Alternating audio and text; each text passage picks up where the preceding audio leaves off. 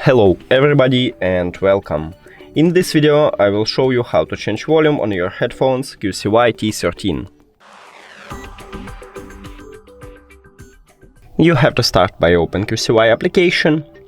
Now go to settings and now you should choose what press you want to use, I mean a single press, double press or triple press, and the left one or right earbud. So I prefer a double press, so for the left one I choose volume down, and for the right one I choose volume up.